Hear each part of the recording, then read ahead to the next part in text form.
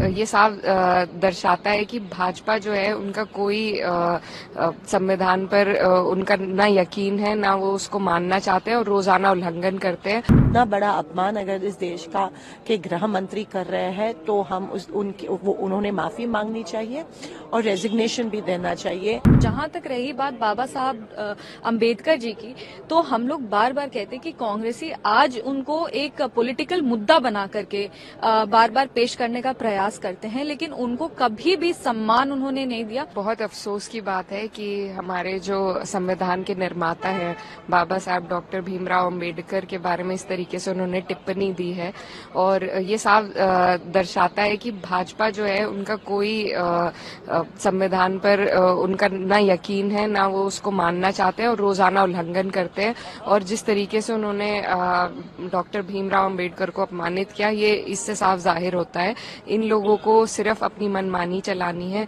और वही ये रोज करते हैं। तो हमें बहुत अफसोस हुआ कि एक ऐसे महापुरुष जिन्होंने हमें संविधान के रूप में एक सौगात दी है जिससे हर नागरिक के अधिकार जुड़े हुए हैं, उनका भी अगर आज के दौर में अपमान होगा तो ये देश किस राह पर जा रहा है, ये आपके हमारे सबके सामने है। तो बहुत अफसोसजनक बात है। लेकिन बीजेपी ने साफ तौर पर प्रेस कॉन्फ्रेंस भी किया और उन्होंने कहा भी कि ऐसे पार्लियामेंट्री अफेयर्स ने भी कहा कि बाबा साहब अम्बेडकर को जो सम्मान है वो लगातार हमने रिकॉग्नाइज किया, हम हमेशा सम्मान देते रहे हैं। यहाँ पर गृह मंत्री जी के शब्दों को तोड़ मरोड़ कर जिस तरीके से प्रयोग किया जा रहा है, ये उचित नहीं है। आप देखिए, तोड़ मरोड़ के तो नहीं, वो जो बयान है वो संसद टीवी का है, सबके सामने है, कोई एडिटेड बयान नहीं है। तो जिस तरीके से उन्होंने कहा और क्या उनकी मंशा उसके पीछे थी, वो उस बयान से साफ जाहिर होती है। कोई तोड़ने मरोड़ने की बात नहीं है।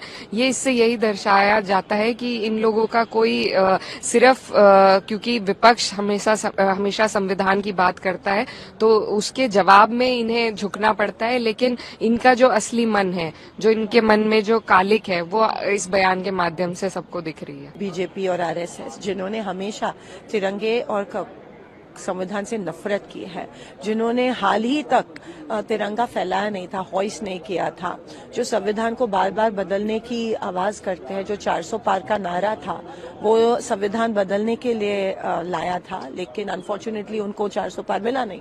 तो तब उनको समझ में आया कि नहीं, अभी संविधान की बात करनी चाहिए।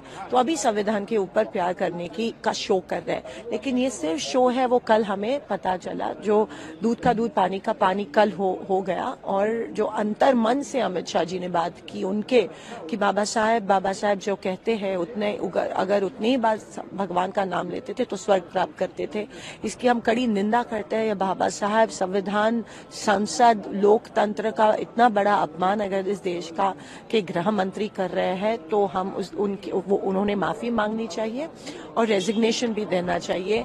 अभी पता चल रहा है कि जो बीजेपी हमेशा कहती है, अभी कह रही है संविधान, वो पूरा झूठ है। संविधान बदलने की कोशिश, 1 नेशन 1 इलेक्शन हो, 400 पार हो, ये सब basic structure of the constitution बदलने की साजिश थी।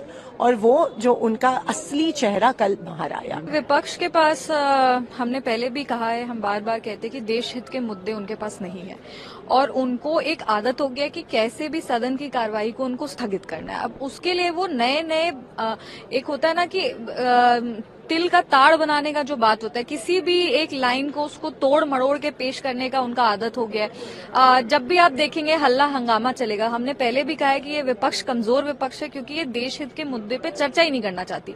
जब हम संविधान पे भी चर्चा कर रहे थे तब भी ये संविधान एक इतनी भाषण हुए, लेकिन संविधान शब्द उनके किसी ने भी संविधान के बारे में कुछ नहीं कहा। और जहां तक रही बात बाबा साहब अंबेडकर जी की, तो हम लोग बार बार कहते हैं कि कांग्रेसी आज उनको एक पॉलिटिकल मुद्दा बना करके बार बार पेश करने का प्रयास करते हैं, लेकिन उनको कभी भी सम्मान उन्होंने नहीं दिया। हर बार उनको अपमानित करने का काम किया गया। संविधान सभा, जिस सेंट्रल हॉल में जहां पे चर्चा हुई, जहां पे संविधान हमारा तैयार हुआ, वहां पे उनकी चित्र तक को कांग्रेस ने लगने नहीं दिया। जब भारत रत्न देने की भी बात आई तो अपने 2 प्रधानमंत्री को उन्होंने भारत रत्न दिया, पर बाबा साहब को उन्होंने भारत रत्न नहीं दिया। बार बार वो संविधान बोलते हैं, आरक्षण बोलते हैं, हमें देश विरोधी कहते हैं, आरक्षण विरोधी कहते हैं, पर हमने अपने भाषण में उनको एक्सपोज भी किया कि किस तरह से उनके जो 3 प्रधानमंत्री थे जो 37 साल देश का प्रतिनिधित्व किए थे, वो कैसे आरक्षण विरोधी सोच रखते थे।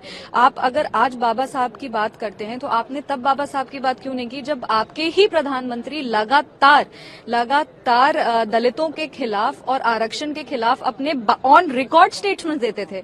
वो स्टेटमेंट ऑन रिकॉर्ड है, हमने कुछ बनाया नहीं। हमने उनको लगता था आरक्षण से सेकंड क्लास सिटीजन आते हैं, उनको लगता था कि आरक्षण देश हित में नहीं है। अपने मुख्यमंत्रियों को उन्होंने चिट्ठी लिखी थी, जवाहरलाल नेहरू जी ने, कि आरक्षण के खिलाफ अपना आवाज उठाई और आरक्षण क्यों नहीं होना चाहिए। तो ये तो आज हमें विपक्ष से पूछना चाहिए कि आप उनको आज राजनीतिक एक मुद्दा बना रहे, पर जब सही में सम्मान देने की बात थी, आप तो किसी भी अपने कार्य से ना आपकी जो व्यवहार है उससे कहीं भी आपके बाबा साहब के तो आप फॉलोअर्स नहीं लगते।